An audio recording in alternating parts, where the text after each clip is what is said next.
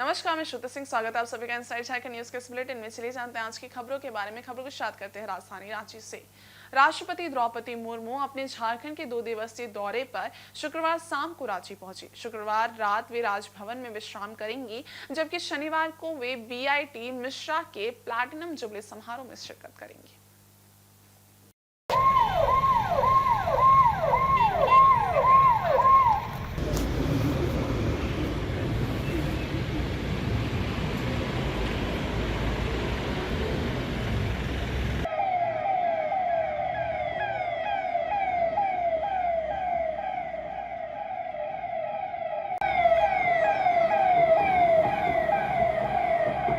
राष्ट्रपति के आगमन को लेकर प्रशासन ने सुरक्षा के कड़े इंतजाम किए हैं। उनके कार्यक्रम को लेकर 10 आईपीएस, 20 डीएसपी स्तर के अधिकारियों और 1000 पुलिसकर्मियों को सुरक्षा में तैनात किया गया है। एयरपोर्ट से राजभवन तक जाने वाले रास्ते और राजभवन से बीआईटी मिश्रा तक जाने वाली सड़क पर बैरिकेडिंग की व्यवस्था की गई है। इसके अलावा कई जगह ड्रॉप गेट भी बनाए गए हैं ताकि सुरक्षा सुनिश्चित की जा सके।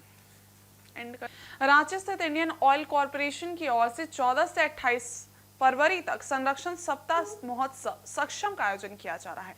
शुक्रवार को इसके उद्घाटन पर नामकुम स्थित इंडियन ऑयल कार्यालय में एक कार्यक्रम का आयोजन किया गया।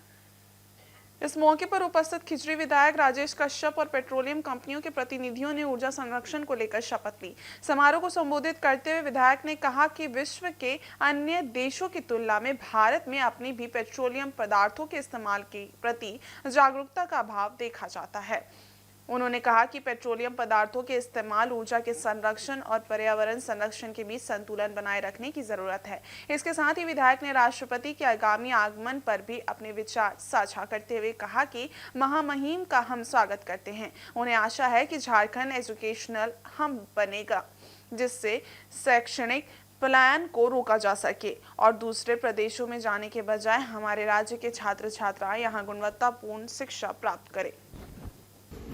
देखिए, निश्चित तौर से पूरा विश्व समुदाय आज की तारीख में अपने अगर जो प्राकृतिक धरोहर है, अगर उसका संवर्धन नहीं करेंगे तो आने वाले दिनों में मानव समुदाय को तो नुकसान होगा ही होगा। आने वाले दिनों में जितने भी इस पृथ्वी पर जितने जीव जंतु हैं, उनके लिए भी कठिनाई होगा, दौर देखना पड़ सकता है। देखिए, आज के तारीख में आप देख रहे होंगे कि जितने भी जो शहरीकरण का जो दौर चल रहा है, लोगों का जिस प्रकार से दूसरे शहरों में एक समूह के रूप में बसने बसाने का जो दौर चल रहा है, आप देखेंगे कि वहाँ जीवन यापन करना बड़ा कठिन हो गया है। आप दिल्ली में देखेंगे कि वहाँ पोल्यूशन के बारे में रोज़ हमारी बात होती है, रोज़ आपके न्यूज़ चैनल के माध्यम से। वहाँ कई एक दिन तक जितने भी जो है कि गाड़ियाँ हैं उनको बंद कराई जाती हैं। अब बेंगलोर जैसे शहर में, जिसको कहा जाता है कि आईटी हब है, आप वैसे जगहों पर देखिएगा कि पानी का कमी की वजह से 2-2 महीना लोग अपने फ्लैटों से बाहर निकल जा रहे हैं छुट्टियाँ बिताने के लिए।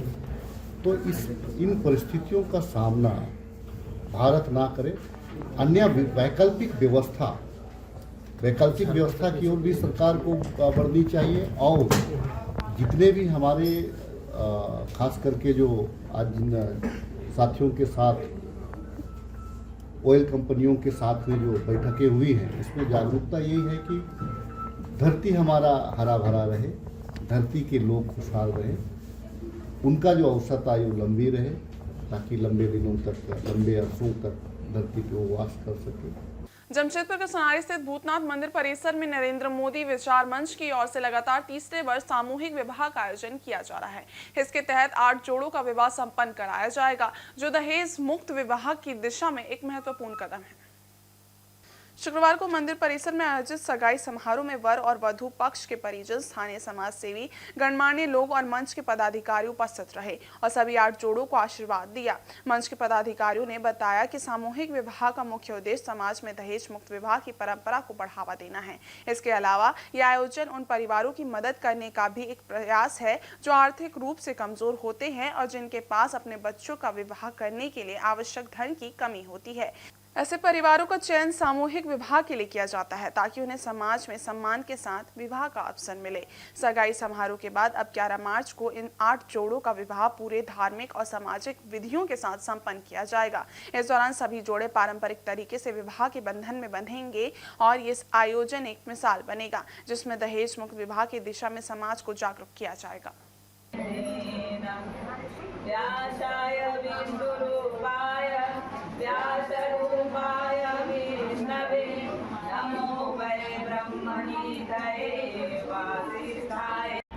हमारा यह तीसरा वर्ष का कार्यक्रम वार्षिक वर्ष में एक बार कराते हैं और हमारा जो मुख्य संस्था है वो नरेंद्र मोदी विचार मंच और प्रायोजक के रूप में सनातन चेतना परिषद, ये 2 संस्थाएं मिलकर करती हैं। यह तीसरा वर्ष है, 2022 से हम लोगों ने शुरू किया है और अभी तक पहले वर्ष में 3 जोड़े का, दूसरे वर्ष में 6 जोड़े का और इस वर्ष 8 जोड़ों का सामूहिक विवाह हो रहा है। और इससे यही लगता है कि समाज में इस तरह की चीज़ों के प्रति जो है स्वीकृति बढ़ रहा है। नरेंद्र मोदी विचार मंच विगत 3 वर्षों से जो वैवाहिक जो विवाह सामूहिक विवाह अनुष्ठान हम लोग करवा रहे हैं, इसमें नरेंद्र मोदी विचार मंच जो नरेंद्र मोदी का जो विचार है बेटी बचाओ और बेटी पढ़ाओ, इसको देखते हुए जो लोग बेटी जन्म लेते हैं तो ये सोचते हैं कि बेटी हमारे लिए बहुत बड़ा मतलब लायबिलिटी हो गई है, तो वो चीज़ को हम लोग नज़र से दूर करने के लिए लोगों का इस सामूहिक विवाह का अनुष्ठान करवा रहे हैं, जिसको दहेज मुक्त भी बोल सकते हैं। और जो बेटी के पिताजी जब बेटी जन्म लेती है सोचते कि बहुत बड़ा बोझ पैदा ले ली है, उसको भी एक तरह से हम लोग ये बताना चाह रहे हैं कि बेटी बोझ नहीं होती, बेटी हमारे इस भारत में जिस तरह से महिला सशक्तिकरण के लिए मोदी जी के विचार के तहत और भी जितने भी संगठन हैं महिला सशक्तिकरण को दायित्व दिया जा रहा है और उनका उद्धार किया जा रहा है, उसके तहत हम लोग सामूहिक विवाह अनुष्ठान करवा रहे हैं। इधर पूर्वी सिंहभूम जिले के पोटका थाना अंतर्गत डामा की गांव में एक नाबालिग छात्रा धानी माड़ी का शव उसके घर में फंदे से लटका हुआ मिलने से क्षेत्र में सनसनी फैल गई है। उसके मामी व अन्य परिजनों ने हत्या किए जाने की आशंका जताते हुए पुलिस से शिकायत की है। इधर पुलिस मामले की जांच कर रही है। जानकारी के मुताबिक धानी ने 2 महीने पहले पोटका थाना में एक लिखित शिकायत दी थी, जिसमें उसने आरोप लगाया था कि उसे अपने चाचा चाची और उनके परिवार से जान का खतरा है। उसने ये भी कहा था कि उसे आर्थिक मदद नहीं मिल रही है। धानी के माता पिता का कई साल पहले निधन हो चुका था और वो अपने परिवार में अकेली थी। वो जमशेदपुर के बिष्टुपुर स्थित विमेंस कॉलेज में इंटर की प्रथम वर्ष की छात्रा थी। वह अपनी मामी से चाचा चाची से लगातार धमकियां मिलने की बात किया करती थी। धानी के शरीर पर चोट के निशान भी पाए गए हैं, जिससे ये मामला और संदिग्ध हो गया है। धानी की मामी कपरा महाली और पायो महाली ने भी मामले की जांच और दोषियों के खिलाफ कार्रवाई की मांग की है। पोटका थाना पुलिस ने इस मामले की जांच शुरू कर दी है और शव को पोस्टमार्टम के लिए भेज दिया है। पुलिस अब ये जानने की कोशिश कर रही है कि आत्महत्या है या हत्या। मामले पर JLKM के जिला सचिव शंकर भगत ने भी इस मामले के उच्च स्तरीय जांच की मांग की है। रमेश कलेजे पढ़ते तखन बिष्टुपुर 17 बछर तीन वो 17 बछर 18 बछर नहीं है एखन की हमरा तो जानते पारि ना कि फाँसी छिन्न कि निजे ओरा चिठी पुरी मुराई दीछे ओटा हमरा जानते ना पाचे एखन माने ओरा केमन पुरी ओरा इहा कि बोलबो पोस्टमार्टम में की होबे ओइटा सब कुछ पता चली जाए। कि धानी माडी जो इससे पहले भी पीड़ित था और पीड़ित जब हुआ तो इन्होंने थाना में कंप्लेन भी दिया था, लेकिन पोटका थाना से कोई भी कार्रवाई नहीं हुआ और बीती रात उसका संदिग्ध रूप में उसका मर्डर हो चाहे उसका मृत्यु हो चुका है। ये तो जांच का विषय है, ये तो आगे चल के पता चलेगा कि उसका मर्डर हुआ है या तो सुसाइड किया है। और अभी हम लोग चाह रहे हैं कि उसको न्याय मिले, इसका जांच हो। और बार बार उन्होंने अपने FIR में लिखी थी धानी माडी जी कि उसके चाचा बुधू महाली और गंगाराम महाली के द्वारा उसको प्रताड़ित किया जाता था। उसके जो धानी माडी जो मृतक है उसका पिताजी और माताजी दोनों का पहले ही मौत हो चुका, देहांत हो चुका है। वो लावारिस जैसे बिना माँ बाप का भी बच्ची थी, तो वो अपना चाचा चाची पे आश्रित था। तो वो दोनों उसको देखता नहीं था, ऊपर से उसको प्रताड़ित करता था। तो इसका शिकायत उन्होंने इससे पहले भी पोटका थाना में दिया था। तो इस पर कुछ भी कार्रवाई अभी तक नहीं हुआ था। हालांकि कल उसका मृत्यु हो चुका है। शोक पूरा परिवार, गांव वाला को आशंका है कि इसमें मर्डर का आशंका है। तो उसका न्याय और जांच प्रक्रिया के लिए हम लोग आए हैं कि उसका विधिवत जांच हो और जो मृतक है उसको न्याय मिले। जमशेदपुर के सिद्धगोड़ा पेट्रोल पंप के पास शुक्रवार दोपहर एक यात्री ऑटो अनियंत्रित होकर पलट गया। इस दुर्घटना में ऑटो पर सवार 6 लोग घायल हो गए, जिनमें चालक भी शामिल है। घायल लोगों का इलाज एमजीएम अस्पताल में चल रहा है। जानकारी के अनुसार ये लोग मोहरदा विद्या गार्डन से काम करके घर लौट रहे थे। उसी दौरान उल्टी दिशा से आ रही एक महिला स्कूटी सवार को बचाने के प्रयास में ऑटो ड्राइवर अपना नियंत्रण खो बैठा और टेम्पो पलट गया। घटना के परिणाम स्वरूप 6 लोग घायल हो गए, जिनमें से एक की हालत गंभीर बताई जा रही है, जबकि बाकी को मामूली चोटें आई हैं। फिलहाल सभी घायलों का इलाज एमजीएम अस्पताल में चल रहा है। पुलिस ने मामले की जाँच शुरू कर दी है और हादसे के कारणों का पता लगाया जा रहा है। हम लोग विजय गार्डन मोहरदा से हम लोग आ रहे थे अपना काम खत्म करके। तो हम लोग सिद्धगोड़ा पार कर बाईडी से रास्ते से होते आ रहे, सिद्धगोड़ा के आ रहे थे। अचानक से सिद्धगोड़ा पंप के पहले एक लेडीज़ स्कूटी पे सवार होकर रॉन्ग साइड से आ रही थी और हम स्कूटी आके हम लोग टेम्पू पे ही मारने लग जाता। हम लेडीज़ को बचाने के चक्कर में थोड़ा से कट लिए, तो उस कारण से गाड़ी पलटी हुआ। जमशेदपुर प्रखंड के दक्षिण करंडी पंचायत भवन में एक विशेष ग्राम सभा का आयोजन किया गया, जिसमें मुख्य अतिथि के रूप में बीडीओ सुमित कुमार ने शिरकत की। इस कार्यक्रम में पंचायत के ग्राम प्रधान सालखू सोरेन, जोग माझी, सांको हांसदा समेत कई अन्य ग्रामीणों ने भी भाग लिया। सभी अतिथियों को वस्त्र देकर सम्मानित किया गया। ग्राम सभा में महत्वपूर्ण निर्णय लिए गए, जिसमें सबसे प्रमुख फैसला डोर टू डोर कचरा उठाने को लेकर था। निर्णय लिया गया कि हर घर से 60 रुपए और दुकानों से 200 से 250 रुपए तक मासिक शुल्क लिया जाएगा। यदि कोई व्यक्ति मासिक शुल्क का भुगतान नहीं करेगा तो उस पर जुर्माना लगाया जाएगा और उसके खिलाफ केस दर्ज किया जाएगा। इसके अलावा पंचायत क्षेत्र में विभिन्न विकास योजनाओं को भी पारित किया गया, जिससे स्थानीय निवासियों के जीवन स्तर में सुधार आने की उम्मीद जताई गई। स्वच्छता अभियान हम लोग करने जा रहे थे, उन योजनाओं पे एक एक करके बताएंगे। और आज हम लोग 2 मुद्दे पे यहाँ पे विशेष ग्राम सभा का आयोजन किए थे। पहला मुद्दा है हम लोग का जीपीडीपी 2025-26 के लिए जो योजनाओं का प्राथमिकीकरण करना था, वो हमने कर लिया है ग्रामीणों के सहयोग और सुझाव से। और दूसरा सबसे बड़ा महत्वपूर्ण चीज़ था कि यहाँ पे स्वच्छता और ट्रैफिक को लेके, तो उसमें भी हम लोग आज वीडियो साहब भी हमारे बीच उपस्थित हुए थे। मुख्य अतिथि के रूप में हमारे माझी बाबा आए हुए थे, जोग माझी आए थे, बाकी सभी ग्रामीण आए थे, दुकानदार भैया लोग आए थे। सबके सर्वसम्मति से हम लोग निर्णय लिए कि स्वच्छता अभियान जो पहले चलाया जा रहा था, किसी कारणवश उसको रोक लगा दिया गया था, लेकिन उसको हम लोग पुनः सुचारू रूप से दोबारा शुरू करने का निर्णय लिया गया और सबके लिए अलग अलग रेट चार्ट तय किया गया है। और उसमें ये भी प्रावधान लिया गया है। सर भी ये बोले कि हमको भी पहले से पता था और सर का भी आज कहना था कि पंचायत के ग्राम सभा में पंचायत के मुखिया और पंचायत के पूरे टीम को नियम और कानून बनाने का प्रावधान और पावर मिला हुआ है। तो अगर ग्राम सभा या ग्राम पंचायत कुछ योजनाओं का और कार्यक्रम को चलाने के लिए प्लानिंग करते हैं और उसमें किसी तरह का कोई बाधा उत्पन्न करते हैं, तो उनको भी केस किया जा सकता है BNSS 147 धारा के तहत।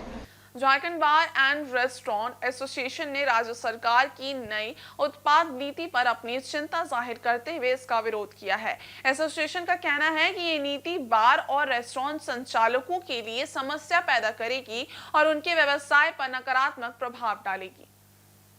झारखंड बार एंड रेस्टोरेंट एसोसिएशन की तरफ से आज जो नई उत्पाद नीति लागू किया जा रहा है, उसके खिलाफ हम लोग आज बैठक की और बैठक के उपरांत हम लोग एक प्रेस कॉन्फ्रेंस कर रहे हैं, जिसमें हम लोग का नए उत्पाद नीति में कोटा का प्रावधान है और पहले जो कोटा हम लोग का चला आ रहा था वो, और अभी जो नया लागू होगा उत्पाद नीति, उस पे 15% का बढ़ोतरी होगा। और जो दुकान खुल रहा है उसमें मॉडल शॉप और हाता का भी प्रोविजन है, जिसका हम लोग विरोध कर रहे हैं। एसोसिएशन के पदाधिकारियों ने रांची में आयोजित एक प्रेस कॉन्फ्रेंस में बताया कि सरकार का ध्यान मुख्य रूप से राजस्व बढ़ाने पर है और इसके लिए खुदरा बिक्री को प्राथमिकता दी जा रही है, लेकिन इसके बार और रेस्टोरेंट संचालकों को नुकसान हो सकता है। एसोसिएशन ने विशेष रूप से बार लाइसेंस में कोटा सिस्टम को समाप्त करने की मांग की है, क्योंकि ये व्यवस्था बार संचालकों के लिए जटिल और परेशानी वाली है। संगठन ने ये भी बताया कि बार का लाइसेंस 1 साल के लिए दिया जाता है, लेकिन इसके लिए बार संचालकों को कई जटिल प्रक्रियाओं से गुजरना पड़ता है, जिससे उनका काम प्रभावित होता है। एसोसिएशन ने राज्य सरकार से इस नीति पर फिर से समीक्षा करने और बार और रेस्टोरेंट संचालकों के हितों को ध्यान में रखते हुए बदलाव करने की अपील की है। हम लोग लाइसेंस 1 साल का लेते हैं, पूरा उसके लिए काफी प्रक्रियाएं, जटिल प्रक्रियाओं का पालन करना पड़ता है। उनको पार करने के बाद ही हमें मिलता है एनओसी लाइए, ये कागजात लाइए, कई अनेक कागजात हैं। आईटी रिटर्न का दीजिए तो इसको दीजिए, कई तरह का सारा कैरेक्टर सर्टिफिकेट लाइसेंसिंग का लेंगे। और यदि कोई होटल वाला, रेस्टोरेंट वाला मात्र 1 दिन के लिए लाइसेंस चाहता है तो उसे बड़े ही सुलभ तरीके से कुछ अमाउंट लेकर के दे दिया जाता है, जो कि बिल्कुल ही गलत है और ये नाइंसाफी है बार वालों के साथ। और सरायकेला जिले के राजनगर थाना क्षेत्र के तुमुंग पंचायत के बेलटाण गांव में 18 वर्षीय युवक पलटन हेम्ब्रम ने घर के बाहर जामुन के पेड़ पर फांसी लगाकर आत्महत्या कर ली। ये घटना गुरुवार रात की बताई जा रही है। सुबह होते ही घटना की जानकारी ग्रामीणों को हुई, जिसके बाद उन्होंने स्थानीय राजनगर थाना को सूचित किया। पुलिस घटनास्थल पर पहुंची और शव को पेड़ से उतारकर पोस्टमार्टम के लिए सरायकेला सदर अस्पताल भेज दिया। पुलिस के अनुसार मृतक पलटन हेम्ब्रम अपने गले में हमेशा गमछा लपेटे रहता था। घटना के दौरान उसने गमछा और अपने कपड़े के बेल्ट को जोड़कर फांसी का फंदा बनाया और जामुन के पेड़ पर लटक कर आत्महत्या कर ली। मृतक के मामा ने बताया कि पलटन बेहद ही मिलनसार युवक था, सबके साथ मिलजुल कर रहता था तथा सभी कार्यों में सहयोग करता था। उसने आत्महत्या क्यों की, इसके कारणों का पता नहीं चल पाया है। ये जो अनहोनी हुआ इसके बारे में तो हमको बिल्कुल ही पता नहीं, यार किसी को पता नहीं चल रहा है कि क्या कारण है जो ऐसा हुआ, क्योंकि सब समय मिलनसार आदमी था, हर समय हंसी मजाक के साथ रहता था। किसी के साथ ना कभी ज़िंदगी में किसी के साथ ना झगड़ा किया है और ना कभी मैंने कुछ नहीं किया है, और खाली वो काम में ध्यान रहता था उसका, और सारे काम जानता था। आपका ईटा जोड़ाई से लेके प्लास्टर, माने सारा चीज़, भट्टा का मिस्त्री हो, आपका लकड़ी बनाने का हो, ये लकड़ी बोलते हैं, खटिया बनाने का हो, खटिया बुनने का हो, हाल बनाने का हो, सारा चीज़ काम जानता था। और पता नहीं सर ये अपने दिमाग में क्या ऐसा ये स्थिति इसका जीवन में आ गया, तो समझ से मेरा भी परे है। इधर जमशेदपुर के टेल्को थाना अंतर्गत जेमको में 3 दिनों पूर्व भारी वाहन की चपेट में आने से पिता पुत्री की मौत हो गई थी। इसके विरोध में गुस्साए लोगों ने गुरुवार को जेमको साउथ गेट रोड जाम कर दिया और जोजो बेड़ा साउथ गेट पर जमकर हंगामा किया।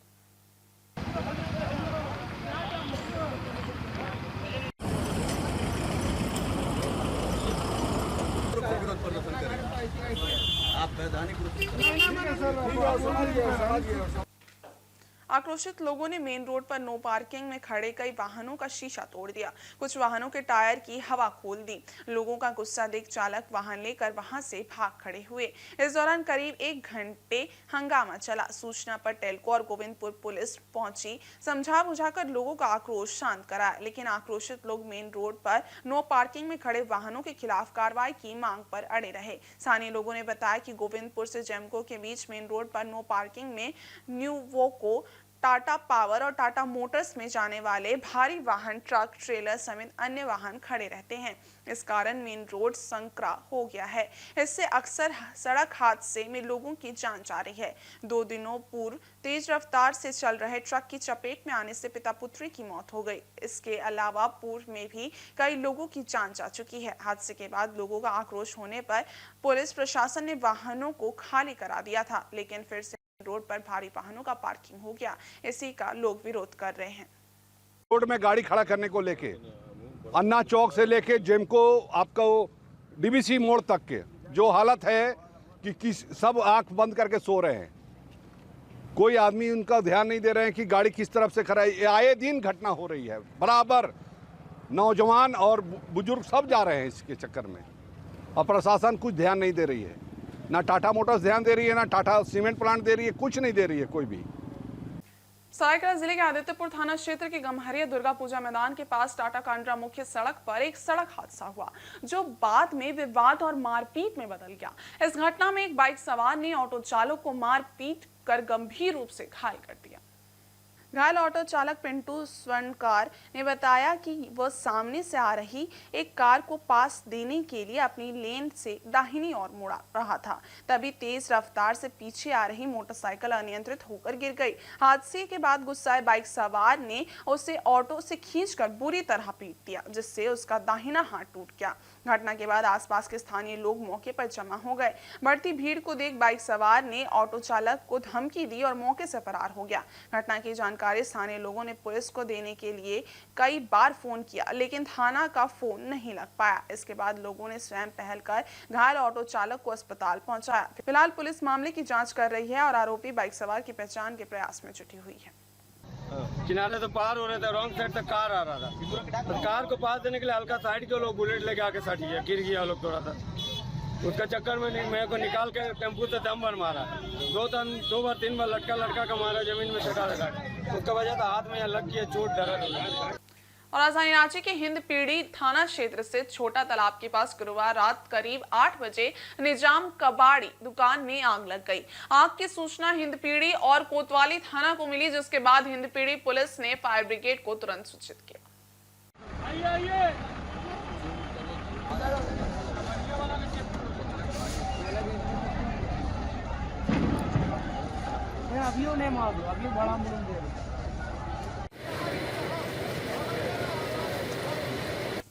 सूचना मिलने के बाद फायर ब्रिगेड के 4 वाहन घटनास्थल पर पहुंचे और आग पर काबू पाने की कोशिश शुरू की, लेकिन आग इतनी भीषण थी कि उसने पास में स्थित 3 मंजिला इमारत को भी अपनी चपेट में ले लिया। 1.5 घंटे की कड़ी मशक्कत के बाद भी आग पर काबू नहीं पाया जा सका। इस दौरान एक फायर ब्रिगेड वाहन का पानी भी खत्म हो गया और उसे पानी लाने के लिए वापस जाना पड़ा।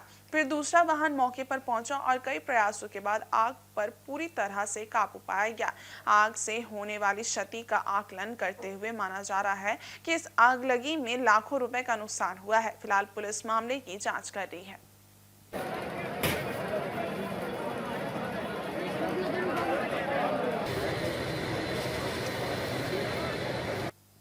वहीं पूर्वी सिंहभूम जिले के पोटका स्थित जूड़ी के सुभाष चंद्र बोस स्टेडियम में 16 मार्च से एक भव्य क्रिकेट और फुटबॉल प्रतियोगिता का आयोजन किया जाएगा। जूड़ी क्रिकेट एंड फुटबॉल एसोसिएशन की ओर से आयोजित इस प्रतियोगिता की तैयारी अंतिम चरण में है। प्रतियोगिता को लेकर कमेटी के सदस्यों ने शुक्रवार को एक प्रेस वार्ता का आयोजन किया, जिसमें आयोजन की जानकारी दी गई। इस बार क्रिकेट में 32 टीमें और फुटबॉल में 48 टीम भाग लेंगी। प्रतियोगिता के फाइनल मैच का आयोजन 22 मार्च को होगा। विजेता टीम को क्रिकेट और फुटबॉल दोनों टूर्नामेंट में 80-80 हजार रुपए का पुरस्कार दिया जाएगा, जबकि उपविजेता टीम को 50-50 हजार रुपए दिए जाएंगे। इसके अलावा इस प्रतियोगिता का live telecast Meera production Kolkata द्वारा किया जाएगा, ताकि दर्शक घर बैठे क्रिकेट और फुटबॉल का आनंद ले सके। कमेटी के सदस्यों ने बताया कि वे हमेशा सफलता के साथ इस प्रतियोगिता का आयोजन करते आए हैं और इस बार भी शानदार आयोजन की उम्मीद है। जूड़ी नेताजी सुभाष चंद्र क्रिकेट स्टेडियम में प्रत्येक साल के भांति जो यहाँ क्रिकेट और फुटबॉल का नाइट गेम प्रारंभ होता है, आज अगला 16 मार्च से फिर से शुरू होने वाला है और प्रत्येक साल के जैसा इस साल भी बहुत ही धूमधाम से आयोजन होगा, ताकि इस पोटका क्षेत्रों में जो एक नाम था जूड़ी का वो हमेशा बरकरार रहेगा। जूड़ी क्रिकेट ग्राउंड में नेताजी सुभाष चंद्र बोस स्टेडियम में हम लोग का जो बैठक हुआ कमेटी की तरफ से 2025 साल में जो टूर्नामेंट होने वाला है वो हम लोग डेट तय किए, जिसका डेट है 16 क्रिकेट के लिए 16/3/2025 में शुरू होगा। 19/3/2025 तक सेमीफाइनल फाइनल छोड़ दी। सेमीफाइनल फाइनल हम लोग 22 को करेंगे, फुटबॉल और क्रिकेट दोनों एक साथ। और फुटबॉल के लिए 20 तारीख मार्च को स्टार्ट करेंगे और 21 में समापन होगा। 2 ग्रुप में फुटबॉल के लिए 48 टीम लेने का विचार किया गया और क्रिकेट के लिए 32 टीम के लिए विचार किया गया। आदित्यपुर स्थित एनआईटी जमशेदपुर में विज्ञान एवं तकनीक पर आधारित कार्यक्रम ऑजस 2025 का आयोजन किया गया, जिसमें झारखंड विधानसभा के स्पीकर रविंद्रनाथ महतो शामिल हुए। इस अवसर पर उन्होंने एनआईटी कॉलेज परिसर के जिमखाना का उद्घाटन किया। इससे पूर्व विधानसभा स्पीकर का एनआईटी के डायरेक्टर प्रोफेसर गौतम सूत्रधार ने स्वागत एवं अभिनंदन किया। इसके बाद विधानसभा अध्यक्ष कार्यक्रम स्थल पहुंचे और विधिवत तरीके से कार्यक्रम का उद्घाटन किया। मौके पर कॉलेज के छात्र छात्राओं ने कई कार्यक्रम प्रस्तुत किए। विधानसभा अध्यक्ष ने छात्र छात्राओं को संबोधित करते हुए विज्ञान और शोध के क्षेत्र में बेहतर कार्य क्षमता के साथ आगे बढ़ने की बात कही। विधानसभा गठन के 3 महीने बाद भी नेता प्रतिपक्ष नहीं चुने जाने के मुद्दे पर पूछे गए सवाल के जवाब में विधानसभा स्पीकर रविंद्रनाथ महतो ने कहा कि ये भाजपा की समस्या है, इससे उन्हें कोई लेना देना नहीं है। उन्होंने कहा कि झारखंड की शिक्षा नीति के प्रति झारखंड सरकार गंभीर है। झारखंड सरकार के शिक्षा नीति में उच्च एवं तकनीकी शिक्षा पर विशेष फोकस करना है, ताकि झारखंड और झारखंड में पढ़ने आने वाले छात्र यहाँ से शिक्षा ग्रहण कर वैश्विक बाजार में अपने आप को स्थापित कर सके। टाटा ऐसे भी औद्योगिक नगरी है, बहुत सारे उद्योग का स्थापना बहुत प्राचीन काल से यहाँ हो चुका है और इस जगह का नाम भी इसी चीज़ पर है, इसलिए और यहाँ वैसे संस्थान भी उपलब्ध है। जिस संस्थान में इस तरह का विद्यार्थी पठन पाठन करते हैं, तो इस जगह के लिए ये जो ओजस का जो कार्यक्रम है बहुत ही महत्वपूर्ण है। इसमें यहाँ के विद्यार्थियों को भी फायदा होगा और अगल बगल में सराउंडिंग्स में जो लोग हैं वो विज्ञान के तरफ आकर्षित होने का प्रेरणा उनको प्राप्त होगा, इसलिए बहुत ही महत्वपूर्ण। देखिए, सरकार के योजना के बारे में तो मैं आपको बहुत कुछ नहीं बताऊंगा, लेकिन इतना मैं बताऊंगा जरूर, जो उच्च और तकनीकी शिक्षा के लिए ये सरकार अत्यंत गंभीर है। ये चाह रहा है कि हमारे झारखंड के अंदर में इन तमाम चीज़ों का अभाव है, हम लोग कैसे इन अभाव को पूरा करें। उच्च और तकनीकी शिक्षा को एस्टेब्लिश करके यहाँ के विद्यार्थी एवं बाहर से भी जो विद्यार्थी यहाँ पठन पाठन करने के लिए आएंगे, उनको भी एक अच्छा ज्ञान दे करके बाहर भेजेंगे, ताकि वे अपने आप को वैश्विक बाजार में स्थापित कर सकें। इधर जमशेदपुर में शब बारात गुरुवार को पूरे अकीदत के साथ मुस्लिम समुदाय के द्वारा मनाया गया।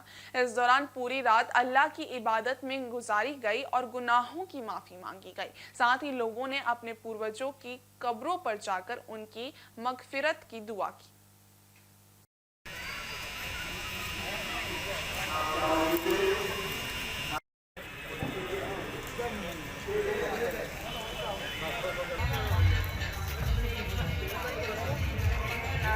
इस दौरान लोगों ने मस्जिद में कलाम पाक की तिलावत और नमाज पढ़ी। अपनों द्वारा जाने अनजाने में किए गए गुनाहों के लिए खुदा से बख्श देने की फरियाद की।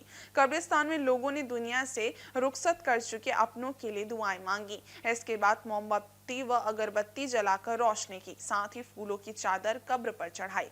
साक्षी मानगो, जाकिर नगर, धातकीडी, जुगसलाई, बारी नगर, बर्मा माइंस, कैरेज कॉलोनी के कब्रिस्तान में देर रात तक लोगों का आना जाना लगा रहा। शब बारात पर मस्जिदों और कब्रिस्तानों को सजाया गया था। मस्जिदों में रोशनी की गई थी, जबकि कब्रिस्तान की 4 दीवारी व अंदर अतिरिक्त विद्युत सज्जा थी।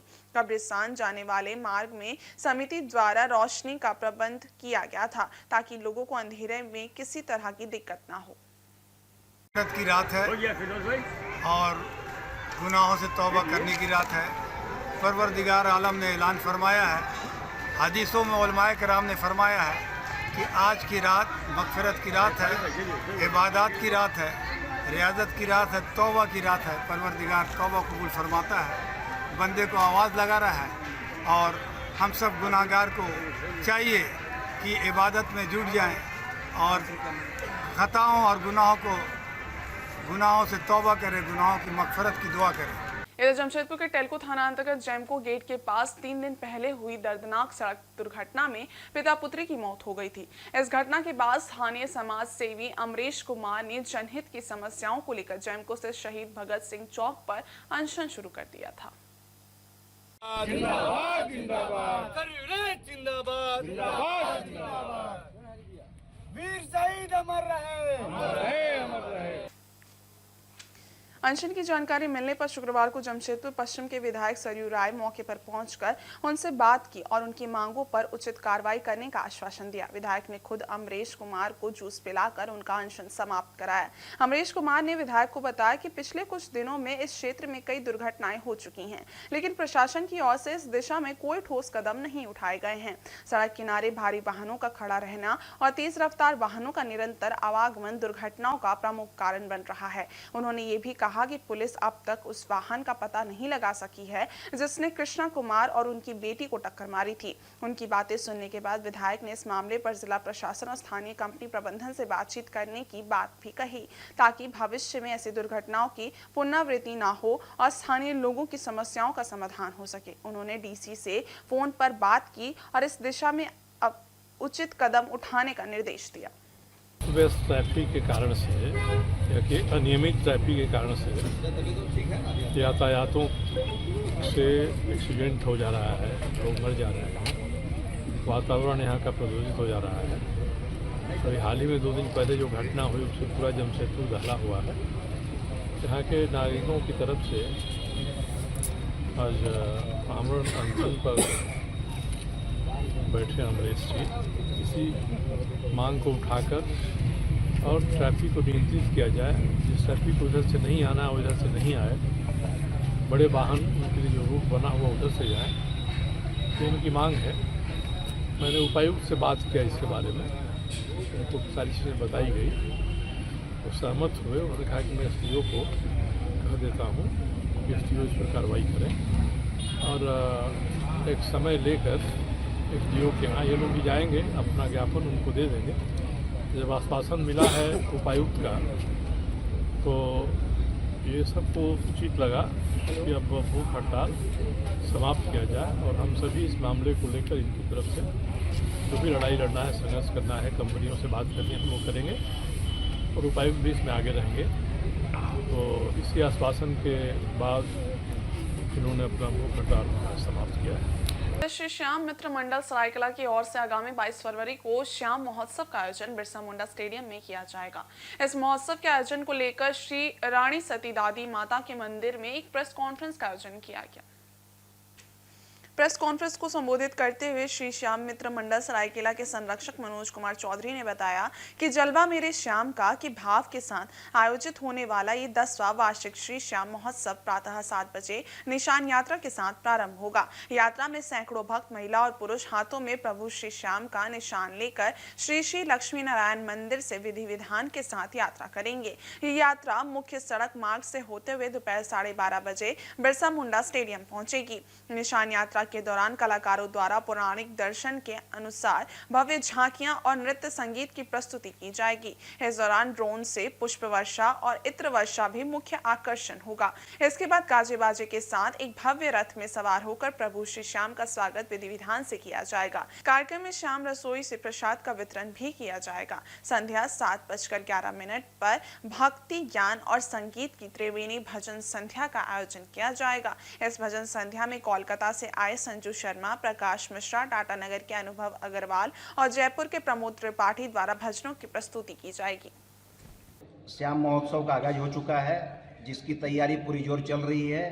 जैसा कि आप लोग जानते हैं कि हर वर्ष की भांति 22 फरवरी को सुबह 9:11 बजे भव्य निशान यात्रा लक्ष्मी नारायण मंदिर सरायकेला से निकलेगी, जो सरायकेला के विभिन्न मार्गों से होते हुए बिरसा मुंडा कार्यक्रम स्थल पहुंचेगी। निशान यात्रा में आकर्षक झांकियां, फूलों का वर्षा और तरह तरह के बैंड बाजा, श्याम जी एकदम भव्य रथ में श्रद्धालुओं को दर्शन देंगे और जहां हजारों महिला और पुरुष बाबा श्याम का निशान लेकर झूमते हुए गाते हुए कार्यक्रम स्थल पहुंचेंगे। और वहीं शाम को भव्य भजन संध्या का आयोजन बिरसा मुंडा स्टेडियम में है। इधर जमशेदपुर में यूसिल के महुलडी माइंस गेट पर शुक्रवार की सुबह महुलडी और कुम्हारी विस्थापित प्रभावित कल्याण समिति द्वारा पारंपरिक हथियारों के साथ जोरदार प्रदर्शन किया गया। इस दौरान गांव के लोगों ने अपनी विभिन्न मांगों को लेकर यूसिल प्रबंधन के खिलाफ जमकर नारे लगाए। विस्थापित एकता जिंदाबाद, विस्थापित एकता जिंदाबाद। यूसेल का मनमानी नहीं चलेगी, यूसेल का मनमानी नहीं चलेगी। प्रदर्शन के दौरान आंदोलन के नेतृत्वकर्ता चंद्राय बेसरा की ओर से यूसेल प्रबंधन को 48 घंटे का अल्टीमेटम दिया गया है। इसके बाद माइंस गेट का अनिश्चितकाल के लिए हुड़का जाम करने की भी चेतावनी दी गई है। विस्थापितों की मांग में मुख्य रूप से एकज के आधार पर विस्थापितों की अविलंब नियुक्ति करने, काम के दौरान मृत्यु होने, अविलंब परिवार के सदस्य को बहाल करने, ठेका पर काम करने वाले मजदूरों को ठेका समाप्त होने के बाद भी काम पर रखने, एमएचडी में से टीएमडी में कार्यरत मजदूरों के लिए आवागमन के लिए बस की व्यवस्था करने, प्रभावित गांव के कम से कम 40 बच्चों को निःशुल्क शिक्षा देने समेत अन्य मांगे शामिल हैं। चंद्राय बेसरा ने कहा कि यूसिल की महुल्डी प्रबंधन की ओर से शुरुआती दौर में जो वादा किया गया था उसे प्रबंधन अब मुकर रहा है। पहले कहा गया था कि प्रत्येक साल गांव के 40 लोगों को नौकरी दी जाएगी, साथ में पाठ्य सामग्री और स्कूल ड्रेस के साथ साथ स्टाइपेंड देने पर भी सहमति बनी थी, लेकिन अब कुछ भी नहीं दिया जा रहा है। सभी विस्थापित लोग, प्रभावित जो भी यहाँ मुहुल्डी माइंस में कर्जदार थे, उनको अब किसी सूरत पर नौकरी से भी वंचित कर दिया। आज यहाँ भी मुहुल्डी कुमारी विस्थापित कल्याण समिति द्वारा ये जो आज मेन गेट में धरना दिए और प्रदर्शन कर रहे हैं और मैनेजमेंट को अवगत कर रहे हैं। 2007 में जो समझौता हमारे बीच में हुई थी उस पर अविलंब पहल किया जाए, लेकिन मैनेजमेंट अभी भी चुप की सदा हुई है। हम लोग ने विचार किया जो यहाँ के जो समझौता में पूर्ण रूप से हम लोग ने समझौता किया था, जो भी समस्या आएगी उस पर अटूट रूप से जल्द उसका पहल होना चाहिए, लेकिन मैनेजमेंट अभी भी चुप की सदा हुई है।